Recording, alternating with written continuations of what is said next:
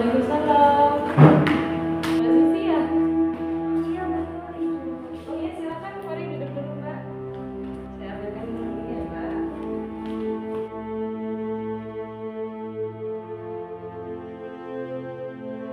Kesini sendirian Mbak? Iya, saya kesini sendiri Bu. Tadi saya berangkat naik mobil, macet banget Bu di jalan. Iya ya Mbak, ditambah ini lagi suasana panas-panasnya. Mau saya nyalakan AC-nya? Boleh Bu? Baik, mungkin sebelumnya saya izin memperkenalkan diri dulu ya Mbak. Nama saya Khadijah, yang insya Allah dengan senang hati akan selalu mendengarkan apapun yang Mbak ingin sampaikan pada sesi konseling pada hari ini. Kita bisa mulai dengan berdoa dulu bersama ya Mbak ya.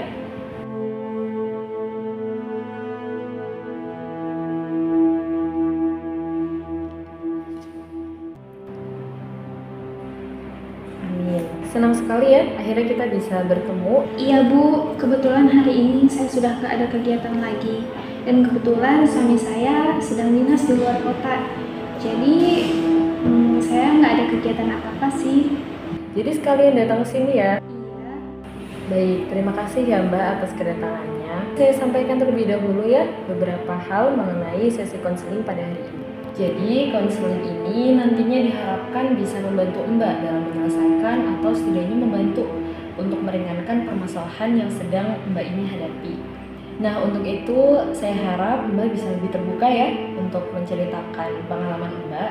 Iya Bu. Apapun yang Mbak ceritakan pasti akan kami rahasiakan. Jadi Mbak bisa lebih tenang dalam bercerita di sini. Oh baik Bu, makasih banyak ya Bu. Oke, mungkin sekarang boleh diceritakan terlebih dahulu apa sih yang Mbak Susi sedang rasakan?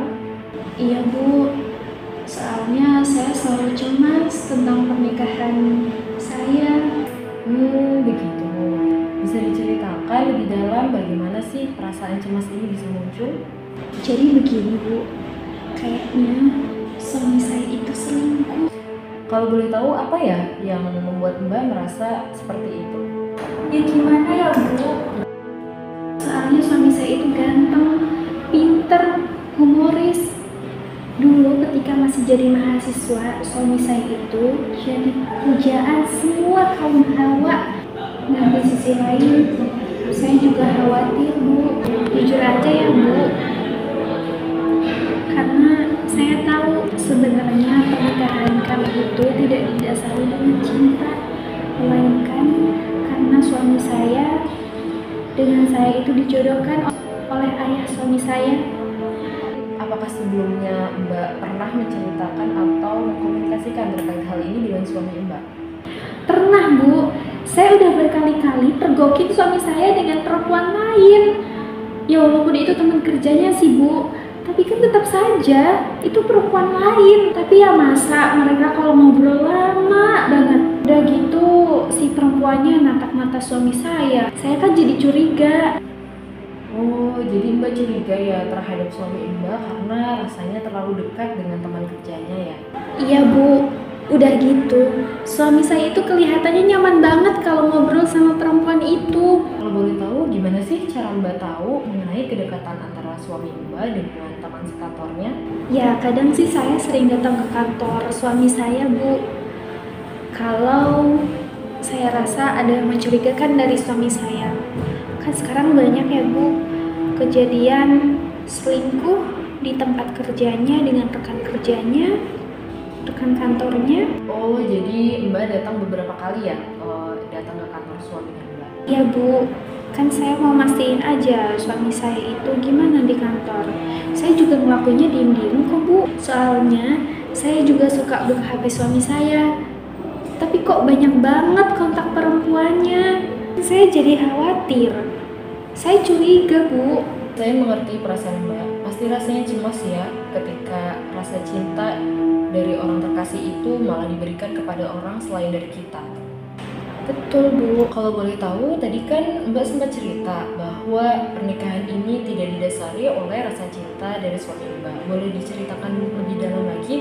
Iya Bu, jadi orang tua kami itu dulunya sahabat. Mereka berteman antara ayah saya dan juga ayah suami saya. Suatu ketika ayah saya dan ayah suami saya pergi bersama, lalu kecelakaan terjadi, Bu, yang akhirnya mengakibatkan ayah saya meninggal. Kemudian ayah suami saya dulu menjodohkan saya dengan suami saya.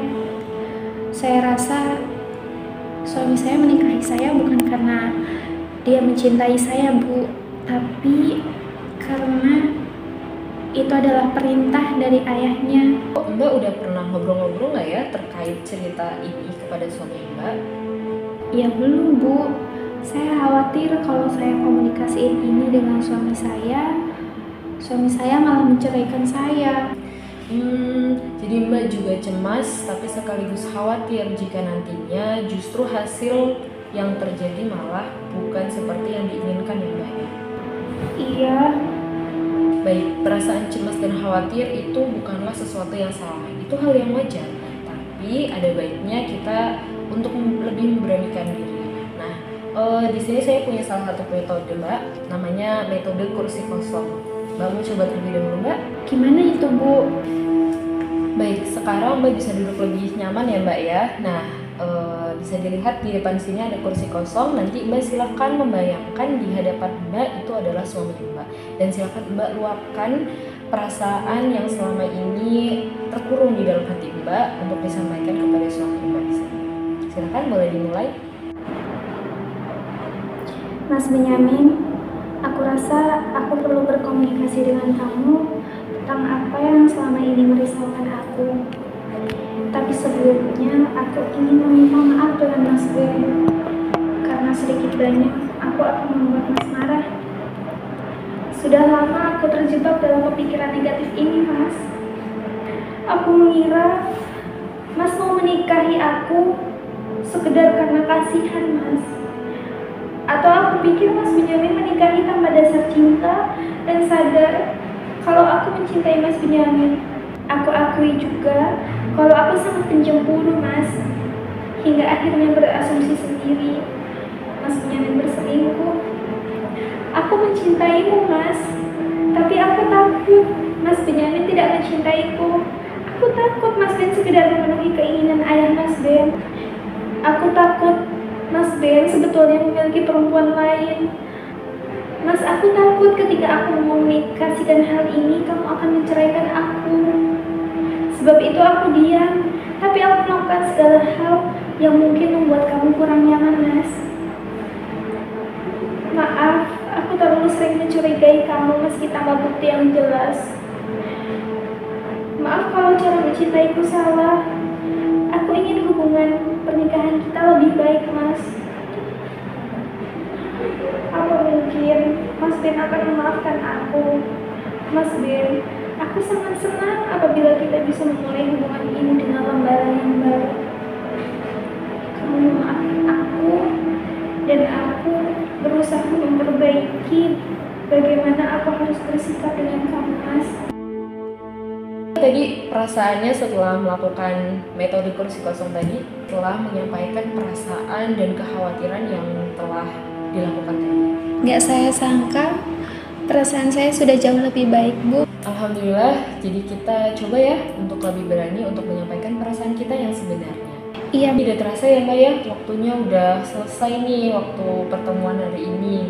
Nah mungkin untuk selanjutnya kalau ingin bertemu untuk konsultasi lagi, kita bisa mengkomunikasikan kembali untuk mengatur jadwal.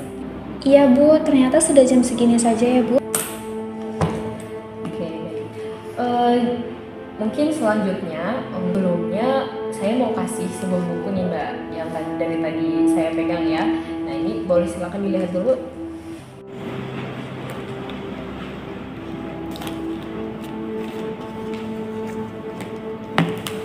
Jadi di buku tersebut ya bisa dilihat ada beberapa lembar di mana nanti Mbak silakan menuliskan sesuai dengan apa yang diminta di dalam buku tersebut. Oh, oke. Baik. Kemudian di lembar-lembar selanjutnya ada beberapa lembar kosong ya. Nah, di situ silakan Mbak bisa ceritakan setiap Mbak mengalami kekhawatiran atau kecemasan terkait masalah tadi, bisa langsung dituliskan di situ. Sertakan juga cerita dan bagaimana sih perasaan itu bisa muncul. Oh, iya, saya paham maksudnya, Bu. Kalau yang ini maksudnya bagaimana ya, Ibu?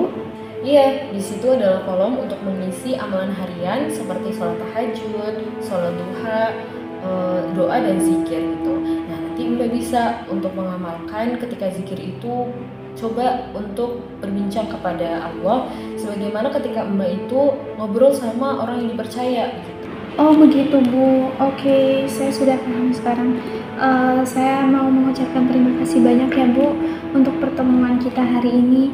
Alhamdulillah, saya sudah jauh lebih baik daripada sebelum saya datang kemari bercerita dengan Ibu. Semoga kita bisa bertemu di lain hari ya, Bu. Iya Mbak, insya Allah kita bisa bertemu ya di kesempatan selanjutnya. Semoga Allah melancarkan segala urusannya.